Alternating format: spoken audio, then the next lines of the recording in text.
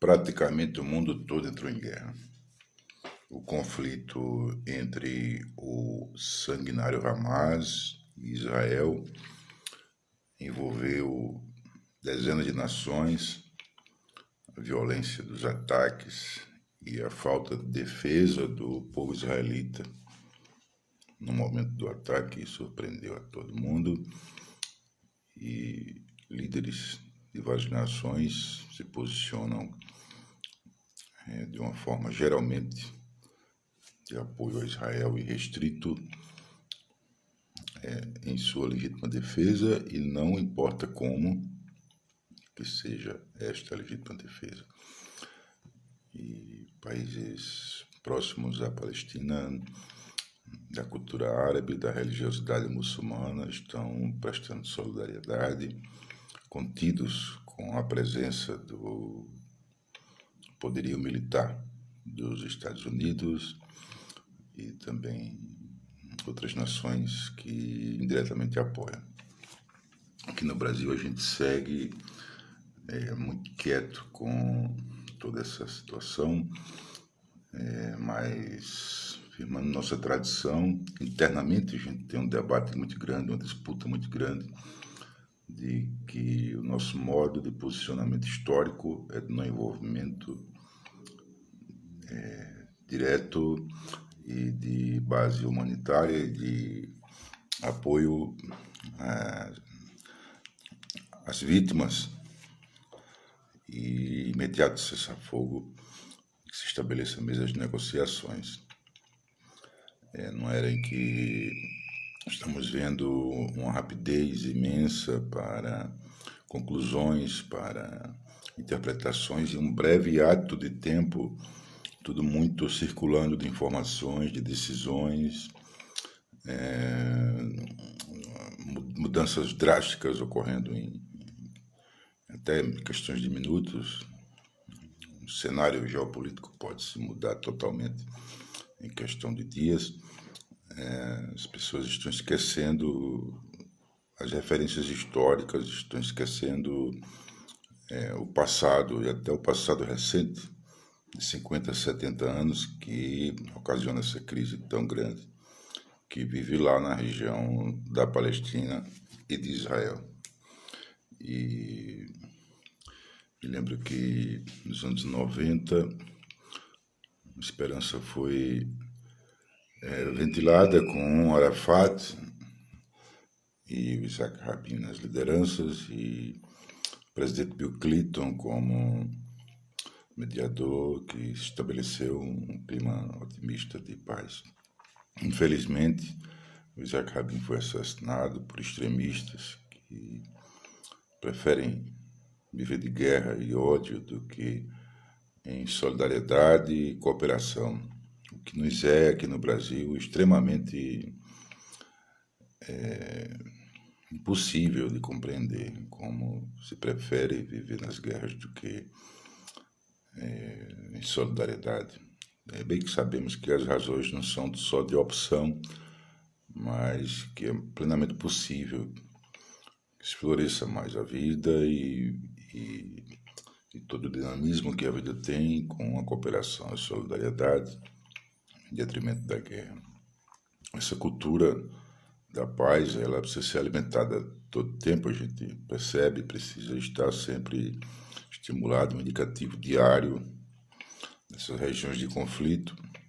A exemplo de outros locais do mundo que já estão pacificados, houveram guerras civis e nações, e tudo foi superado, deixando sequelas que não são esquecidas, e são lembradas, e são refletidas, e são esforçadamente superadas ou em vias de superação. Daí que a qualquer termo que se chegue, a paz é incondicional, e que perceba-se que há um acúmulo de erros na região da Palestina, envolvendo o Estado da Palestina e de Israel, um acúmulo de erros através de décadas, que não está conseguindo promover um diálogo e a boa convivência entre povos distintos, distintos, diga-se em formas estruturais básicas de convivência, como a cultura, a religiosidade, mas de uma geografia comum, que é aquela região ali. Ao menos para os mais antigos, os recém-chegados na região, que não têm ancestralidade e que encontra a sua ancestralidade milenar e durante séculos tiveram sua cultura e sua formação em outros locais do mundo, talvez tenham alguma dificuldade de se identificarem com aquela geografia. É natural, Israel é formado por judeus de várias partes do mundo e eles podem estranhar ou podem não se identificar diretamente com uma geografia que não lhes são comum na sua cultura judaica, na sua etnia, através de alguns séculos.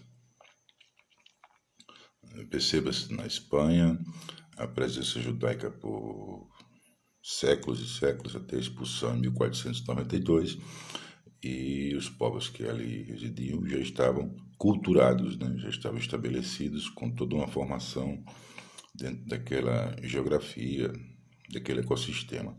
Então, esse traslado para outra região dificulta um respeito maior, digamos assim, consigo mesmo e esta terra que é uma terra nova, para quem não está geracionado ali naquele local geográfico, naquele local ecológico. Isso também é um indicativo de que é preciso refletir, porque seria basicamente o elo mais forte que haveria entre aqueles povos para se chegar a pontos apaziguadores, a mesma terra, a mesma geografia, o mesmo clima, os mesmos rios, as mesmas montanhas, os mesmos animais, as mesmas plantas. Isso está distante de boa parte do povo judeu de hoje. Eles precisam ter essa consciência da ecologia local, se dedicar mais para que amem também em sua potencialidade essa capacidade de diálogo e de convivência mútua.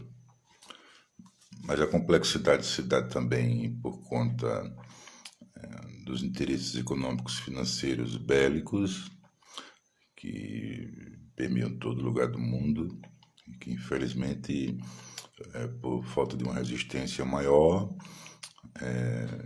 eclodem as guerras, né? Como aconteceu na Rússia e a Ucrânia, e que se desenvolve lá, entre outros locais também.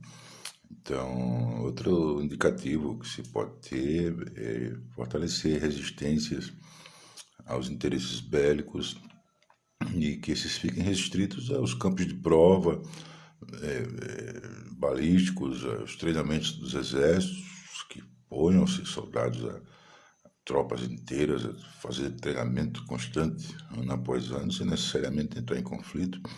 Isso já estaria garantindo o orçamento desses interesses econômicos, que é uma grande indústria, sem necessariamente ter que, de fato, consagrar guerras e provocar vítimas, centenas de milhares ou até milhões.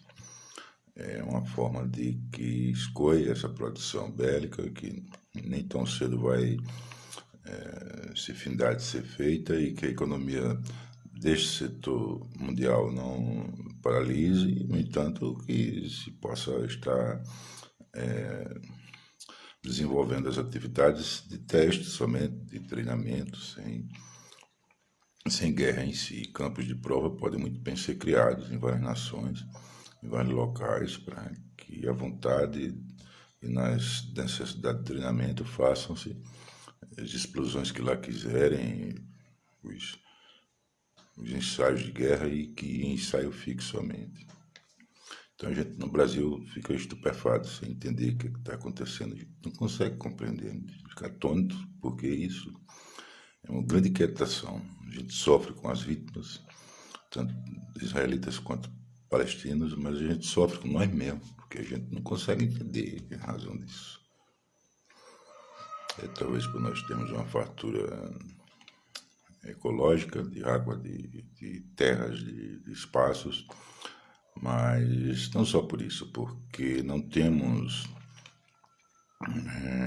o belicismo entre outras nações como uma constante na nossa história. Pouquíssimos registros são vivenciados no Brasil em 500 anos de presença europeia colonizadora aqui, e o mais recente foi a Grande Guerra, onde uma tropa de apoio, um setor de apoio seguiu para a Europa, com o outro período durante o final dos 1800, com o país vizinho Paraguai, que ainda não recuperamos dessas sequelas por inteiro. E nossa convivência cultural e histórica, por nossa formação, permite que a gente faça das diferenças, das divergências entre as culturas e nações, um modo de criar, um modo de superar, um modo de gerar novas formas de interpretação da civilização, da vida.